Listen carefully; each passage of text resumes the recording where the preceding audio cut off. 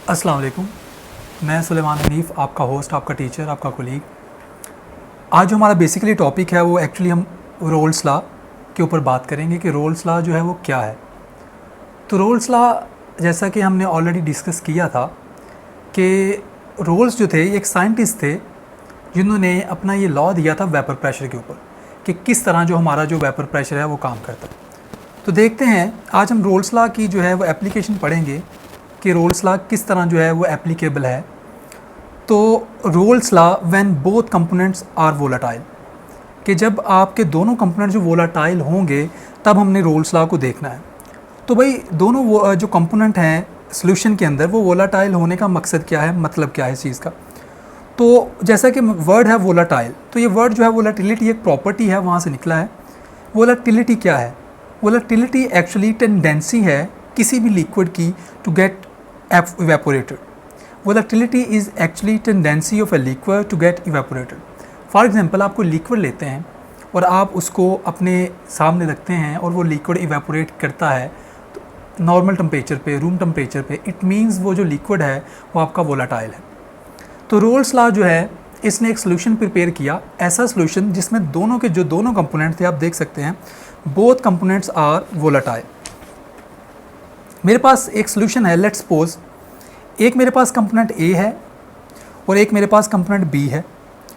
तो जो कंपोनेंट ए है वो आपको इस कंटेनर में नज़र आ रहा होगा और जो कंपोनेंट बी है वो आपको इस कंटेनर में नज़र आ रहा होगा ग्रीन कलर में। तो जो मेरे पास रेड कंपोनेंट ए है, ये भी बेसिकली, ये आप सपोज कर लें कि ये भी एक वोलाटाइल कंपाउंड है। लेट्स सपोज ये एसीटोन है। और दूसरा जो मेरे पास कंपोनेंट है वो आप ये भी कोई वोलाटाइल कंपाउंड ले लें, वो लेट्स सपोज आप इमेजिन कर लें, समझ लें कि ये डाईइथाइल ईथर है। तो मेरे पास दो कंपाउंड हैं। अब इन दोनों में आप ये कंसीडर करें, नोट करने वाली बात ये है कि मेरे पास जो ए कंपोनेंट है वो बी कंपोनेंट से ज़्यादा वोलाटाइल है। मींस कि अगर मैं ए कंपोनेंट को एक गिलास में लेके रखता हूँ रूम टेम्परेचर पे और इसी तरह बी कंपोनेंट को भी एक गिलास में डाल के रखता हूँ, तो जो मेरा ए कंपोनेंट है वो ज़्यादा स्पीड के साथ जो है वेपोरेट होता है। तो ये जो है स्टेटमेंट, ये हमें ये बता रही है कि आपने इमेजिन कर लिया कि एक जो वो कंपाउंड है ए वो बी से ज़्यादा वोलाटाइल है। तो आगे आप देखेंगे कि रोल्स लॉ के अकॉर्डिंग हम जानते हैं कि जो कंपोनेंट ए की इक्वेशन बनेगी, क्योंकि रोल्स लॉ की जो पहली स्टेटमेंट अगर आपको याद हो, रोल्स लॉ ने ये कहा था कि हमारे पास जो प्रेशर है पी ए, ये हमारे पास ए सोल्यूशन का जो है, आप कह सकते हैं कि हमारे पास ए कंपोनेंट का सोल्यूशन के अंदर प्रेशर है, ए कंपोनेंट का सोल्यूशन के अंदर प्रेशर। पी नॉट ए जो है ये ए प्योर ए कंपोनेंट का वेपर प्रेशर है और एक्स ए जो है ये हमारे ए कंपोनेंट का मोल फ्रैक्शन है। इसी तरह हमने दूसरा भी ले लिया रोल्स लॉ के अकॉर्डिंग, जो कंपोनेंट बी था उसको भी जब हमने सोल्यूशन बना लिया तो सोल्यूशन के अंदर जो बी जो हमारे पास कंपोनेंट है उसका जो सोल्यूशन के अंदर वो वेपर प्रेशर है जो वो पार्टिसिपेट कर रहा है वो पी बी है और उसका जो प्योर स्टेट में वेपर प्रेशर था वो पी नॉट बी था। इस तरह जो एक्स बी है हमारे पास, X B is actually mole fraction of B component, मतलब कि हमने कितना जो है वो बी कंपोनेंट लिया है। अब जब हमने इनको मिक्स किया, मिक्स करने के बाद हमारे पास ये स्टेटमेंट्स आई, मिक्स करने के बाद हमारे पास टोटल प्रेशर आया। वो जो टोटल प्रेशर था वो भी रोल्स लॉ के इक्वेशन के अकॉर्डिंग, रोल्स लॉ की जो इक्वेशन है उसके according P T is equal to P A plus P B. Dalton's law of partial pressure आपने पढ़ा होगा, उसी के अकॉर्डिंग मैंने किया, क्योंकि हमारे पास जो सोल्यूशन होगा उस सोल्यूशन के अंदर दोनों जो कंपोनेंट्स हैं अपना अपना प्रेशर जो है वो प्रोवाइड कर रहे हैं। तो मेरे पास ये एक इक्वेशन आ गई which is P T is equal to P A plus P B. अब इसके अंदर मैंने क्या किया कि मैंने इनकी वैल्यू जो कि ऊपर मैंने रोल्स लॉ के अकॉर्डिंग निकाली हुई हैं, क्योंकि अब मैंने दोनों को मिक्स कर दिया और जब दोनों को मिक्स कर दिया है तो उनका जो प्रेशर है वो हमारे पास इस फॉर्म में आएगा। तो पी ए वाली इक्वेशन जो है मैंने यहाँ पे पुट कर दी और जो पी बी कंपोनेंट का प्रेशर था सोल्यूशन के अंदर वो मैंने यहाँ पे पुट कर दी। अब यहाँ पे एक चीज़ आपको पता होगी, अब मैंने इस इक्वेशन को थोड़ा सा ड्राइव करना है, फर्दर इसको आगे लेके चलना है। तो सबसे पहली चीज़ जो है वो नोट करने वाली ये है कि एक्स ए और एक्स बी जो है ये एक्चुअली क्या है। जैसे कि मैंने आपको पहले बताया कि एक्स मीन्स मोल फ्रैक्शन है यहाँ पे, तो एक्स ए का मतलब ये है ए कंपोनेंट की mole fraction in the solution और एक्स बी जो है वो है mole fraction of B component in the solution. और इन दोनों का जो सम होता है, अगर हमारे पास सोल्यूशन बाइनरी है, बाइनरी सोल्यूशन वो होता है जिसमें सिर्फ दो कंपोनेंट्स होते हैं। क्योंकि हमारा सोल्यूशन बाइनरी है, हमने सिर्फ कंपोनेंट ए और बी को मिक्स किया और दोनों के दोनों जो हैं वो वोलेटाइल हैं, तो हमारे पास इन दोनों की ही मोल फ्रैक्शन होगी। तो ऐसे केस में हमारे पास X A mole fraction of A component and mole fraction of B component का जो सम है, जो प्लस है, वो हमारे पास 1 के इक्वल आएगा। तो अभी हम आगे देखते हैं। मेरे पास जो इक्वेशन थी ये वाली, इस इक्वेशन के अंदर मैंने उनका जो एक्स बी था वो फार्मूला के अकॉर्डिंग निकाल लिया। अब एक्स बी जो है वो क्या होगा, जैसा कि मैंने यहाँ पे आपको मेंशन किया है, यहाँ पे देखिए एक्स ए जो है मेरे पास वो है X A plus X B is equal to 1। तो मैंने एक्स बी की वैल्यू जब फाइंड करनी है तो मेरे पास क्या आएगा, मेरे पास आ जाएगा 1 माइनस एक्स बी, क्योंकि यहाँ पे प्लस है उधर जाके ये माइनस हो जाएगा। इस तरह मेरे पास एक्स बी की जो है वो वैल्यू निकल आएगी। अब इसी इक्वेशन में, ये वाली जो इक्वेशन है इसके अंदर मैं एक्स बी की जो वैल्यू है वो पुट कर रहा हूँ। तो एक्स बी की जब मैं वैल्यू पुट करूँगा तो मेरे पास ये वाला जो है वो इक्वेशन जो है आपके देखने में मिल जाएगी। अब इस इक्वेशन को ज़रा फोकस करें तो यहाँ पे अगर एक ब्रैकेट के अंदर हम मल्टीप्लिकेशन कर दें पी बी को, तो हमारे पास ये वाली इक्वेशन जो है वो आती है। इस इक्वेशन को हमने फर्दर जो है वो अरेंज किया। कैसे अरेंज किया कि जो मोल फ्रैक्शन वाली जो वैल्यूज़ थी उनको हमने इकट्ठा कर दिया और जो केली पार्शियल प्रेशर वाली या वेपर प्रेशर वाली वैल्यू थी वो हमने अलग कर ली। अब इस इक्वेशन को फोकस करें, अगर इसके अंदर से हम एक्स ए और एक्स ए को कॉमन लेते हैं तो हमारे पास ये डिफरेंस आता है, the vapour pressure of A component pure in pure state and the vapour pressure of B component in pure state, उनके अंदर जो डिफरेंस आता है उसकी मल्टीप्लिकेशन में एक्स ए आ रहा है। तो हमारे पास ये फाइनल जो है वो इक्वेशन आ जाती है। इस इक्वेशन से हमें क्या पता चलता है, इस इक्वेशन से हमें पता चलता है कि जो हमारे पास टोटल प्रेशर है, ये हमारे पास जो टोटल प्रेशर है जो हमने सोल्यूशन का लिया है, मैंने सोल्यूशन एक कंटेनर में बनाया हुआ है, उस कंटेनर के ऊपर से मैं प्रेशर चेक कर रहा हूँ कि कंटेनर के अंदर कितना प्रेशर लग रहा है। वो जो टोटल प्रेशर है वो डिपेंड करता है vapour pressure of pure component B and vapour pressure of pure component A and the mole fraction of component A. अब ज़ाहिर है यहाँ पे मोल फ्रैक्शन ऑफ ये 3 चीज़ों पे डिपेंड करता है, मतलब हमारे पास जो टोटल प्रेशर है सोल्यूशन का वो डिपेंड करता है vapour pressure of both components in pure state, कि उनका डेफिनेटली ज़्यादा होगा, और साथ मोल फ्रैक्शन ऑफ ए कंपोनेंट। अब मैं यहाँ पे आपको एक चीज़ क्लियर कर दूँ कि जो कंपोनेंट ए है हमारे पास, उसकी जो मोल फ्रैक्शन है जब हम उसको चेंज करेंगे ए कंपोनेंट की, तो उसके साथ साथ हमारे पास दूसरे कंपोनेंट जो बी है उसकी मोल फ्रैक्शन भी चेंज होगी। तो ये हमारे पास इक्वेशन हमें ये बता रही है। नेक्स्ट इसी के अकॉर्डिंग जो है हमने ग्राफ जो है वो प्लॉट किया है। इस ग्राफ को अगर आप फोकस करते हैं तो हमने यहाँ पे वाई एक्सिस पे आपको नज़र आ रहा है, हमने वाई एक्सिस पे पार्शियल वेपर प्रेशर्स लिए हैं प्योर स्टेट में, यानी कि वेपर प्रेशर ले लिया हमने सोल्यूशन का या उसके कंपोनेंट्स का, और जो हमने एक्स एक्सिस है उसके ऊपर हमने उनकी परसेंटेज ले ली है कि हमने ए कंपोनेंट कितना ऐड किया है और बी कंपोनेंट कितना। लेट्स सपोज मैंने 10 सॉल्यूशंस बना लिए, 10 सॉल्यूशंस। यहाँ पे देखें पहला जो सॉल्यूशन है उसमें ए कंपोनेंट मैक्सिमम और बी 0 है, सही है। तो मेरे पास उस सॉल्यूशन का वेपर प्रेशर कितना आएगा, मेरे पास उस सॉल्यूशन का वेपर प्रेशर उतना ही आएगा जितना प्योर स्टेट में ए कंपोनेंट का था, मतलब मेरे पास सॉल्यूशन बनेगा ही नहीं वो, क्योंकि प्योर स्टेट में वो मेरे पास ए ही है। तो यहाँ पे देखें, यहाँ पे मेरे पास पी ए ही आ रहा। तो जैसे जैसे उसके अंदर मैं बी कंपोनेंट ऐड करता जाऊँगा, लेट्स सपोज दूसरा सॉल्यूशन मैंने बनाया है कि मैंने 2 पार्ट्स ले लिए हैं ए के, और 0.8 जो है आप कह सकते हैं 0.2 जो है वो मैंने बी ले लिया है, और इसको 1.2 या जितना भी है इसको थोड़ा सा बढ़ाएंगे तो ये मैंने ले लिया है ए, मतलब ए जो है मैंने ज़्यादा ले लिया और थोड़ी सी मिकदार में मैंने बी भी ले लिया। तो मेरे पास जो वेपर प्रेशर थोड़ा सा रिड्यूस होगा सोल्यूशन का। अब सवाल ये है कि वेपर प्रेशर रिड्यूस क्यों हो रहा है।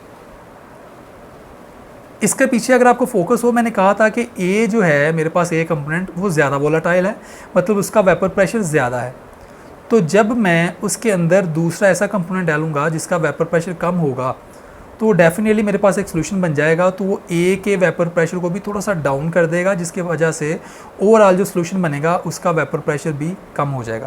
तो ये आपके पास एक स्ट्रेट लाइन आ रही है, या मैं स्ट्रेट लाइन आपको नज़र आ रहा होगा। जैसे जैसे मैं बी की क्वांटिटी बढ़ाता जा रहा हूँ, जैसे जैसे मैं बी की क्वांटिटी बढ़ाता जा रहा हूँ और ए की कम करता जा रहा हूँ, तो आपने देखा होगा कि मेरे पास वेपर प्रेशर कम होता जा रहा है। ये देखें ग्राफ जो है वो नीचे आ रहा है। लेकिन जब मेरे पास मैंने फुल सोल्यूशन, मैंने 10, 100 जितने मर्जी सोल्यूशन बना लें, कि मेरे पास जो मैक्सिमम जो वेपर प्रेशर आएगा सोल्यूशन का वो कभी भी उस कंपोनेंट के प्योर स्टेट में वेपर प्रेशर को क्रॉस नहीं करेगा जो कि मैक्सिमम था, जिसकी वोलेटिलिटी ज़्यादा थी। अब मेरे पास जो वेपर प्रेशर है वो इस रेंज में ही रहेगा, किस रेंज में, आप सपोज कर लेंगे PA0 प्योर स्टेट में और P0B इसकी रेंज में रहेगा मेरे पास जितने भी सोल्यूशन मैं बना लूँगा। इस तरह मेरे पास जो है वो आ जाएगा। अब अगर मैं फाइंड करना चाहता हूँ, अब एक और ग्राफ मैंने यहाँ पे ड्रा किया, अगर मैं फाइंड करना चाहता हूँ कि मेरे पास इस पॉइंट पे, लेट्स सपोज इस पॉइंट पे ये जो है लाइन में यहाँ पे मेरे पास सॉल्यूशन के अंदर जो A कंपोनेंट है उसका वेपर प्रेशर कितना है, और इस पॉइंट के ऊपर मेरे पास जो B कंपोनेंट मैंने मिक्स किया हुआ है सॉल्यूशन के अंदर उसका वेपर प्रेशर कितना है, तो वो भी हम ग्राफ की हेल्प से फाइंड कर सकते हैं। तो ये मेरे पास ग्राफ आ गया।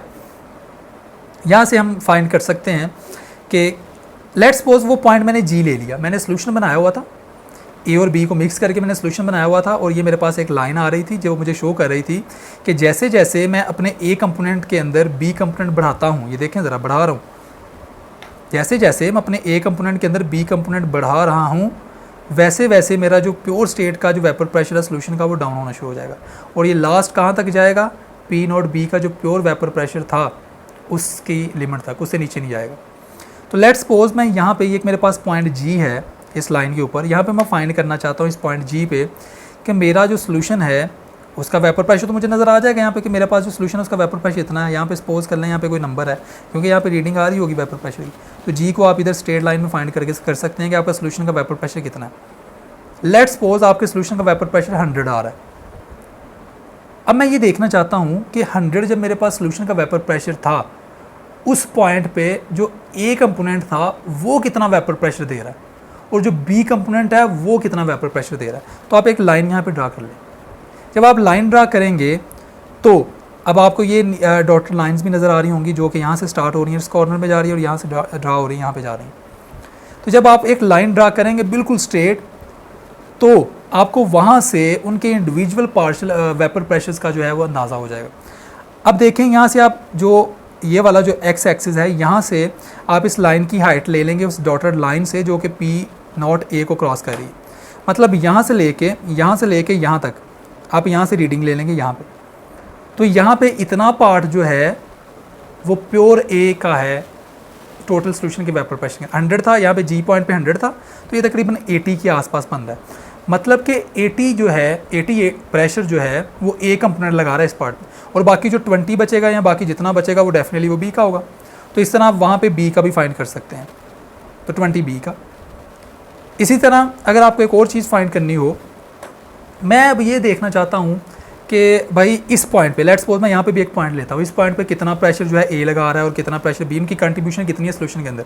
तो मैं यहाँ से वहाँ पे जो है पहले सोल्यूशन का फाइंड कर लूँगा, सोल्यूशन की रीडिंग यहाँ से ले लूँगा, फिर वहाँ से स्ट्रेट लाइन ड्रा करूँगा, और वो जो स्ट्रेट लाइन यहाँ से एक्सेस से अपनी उस रिस्पेक्टिव लाइन को जहाँ पे कट कर रही होगी वहाँ से रीडिंग ले लूँगा A का, और इसी तरह रिस्पेक्टिव लाइन को जो B को यहाँ पे B वाली डॉट लाइन को कट कर रहा होगा वहाँ से मैं B का वेपर प्रेशर फाइंड कर सकता हूँ, और मैं कह सकता हूँ कि इसके अंदर इतना प्रेशर जो है वो लगा रहा है। अब एक और चीज़ जो है जो बहुत इंपॉर्टेंट है वो ये है कि अब मैं ये देखना चाहता हूँ कि मेरे पास जो है वो कौन सा ऐसा सोल्यूशन होगा, वो कितनी क्वांटिटी का सोल्यूशन होगा जिसके अंदर मेरे दोनों जो कंपोनेंट है A कंपोनेंट और B कंपोनेंट वो 50-50 प्रेशर दे रहे हैं। तो यहाँ से आपको ग्राफ से वो हेल्प से पता चल जाएगा। अब ये दोनों जो डॉटेड लाइंस हैं जहाँ पे एक दूसरे को कट कर रही हैं, ये रेड डॉट, यहाँ पे इट मीन्स के दोनों जो है वो इक्वल प्रेशर लगा रही हैं। अब ये सोल्यूशन, इसका मतलब ये तो नहीं है कि मैं फिर सोल्यूशन बनाऊँ जितना मैं A लूँ क्वांटिटी में उतना ही मैं B लूँ, ऐसा नहीं है। अगर दोनों की वोलेटिलिटी इक्वल होती तो फिर दोनों को मैं इक्वल लेता तो 50-50 हो जाता है। लेकिन यहाँ पे बात याद रखने वाली ये है कि मेरा जो A कंपोनेंट है इसका प्योर स्टेट में वेपर प्रेशर B कंपोनेंट का प्योर स्टेट में जो वेपर प्रेशर उससे ज़्यादा था। तो इसलिए यहाँ पे आप रीडिंग भी देखेंगे तो यहाँ पे जो मेरा जहाँ पे सोल्यूशन का जो वेपर प्रेशर आ रहा है और दोनों में उस सोल्यूशन के अंदर दोनों की जो कंट्रीब्यूशन है वो 50-50 है। मतलब उस सोल्यूशन के अंदर जितना वेपर प्रेशर A कंपोनेंट दे रहा है उतना ही B कंपोनेंट दे रहा है। तो वो कहाँ पे आ रहा है, वो तकरीबन तब आएगा जब मैं अपना A जो है वो 35% लूँ, यहाँ पे रीडिंग से पता चल रहा है, और B जो है वो 65% लूँ। 50-50 नहीं लेना, 50-50 आप सिर्फ तभी ले सकते थे जब दोनों का वेपर प्रेशर प्योर स्टेट में इक्वल होता। तो ये देखें, इसका मतलब ये है कि A का क्योंकि वेपर प्रेशर प्योर स्टेट में ज़्यादा था, इसलिए क्या हुआ कि A ने क्या किया, A ने कम, मैंने एक सोल्यूशन कम क्वांटिटी में लिया और B सोल्यूशन ज़्यादा क्वांटिटी में लिया, तब दोनों की कंट्रीब्यूशन जो है वो सोल्यूशन फॉर्मेशन में इक्वल हुई।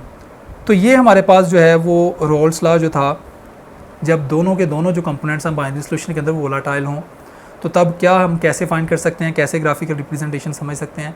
This was all about the Raoult's law when both the components of the solution are volatile.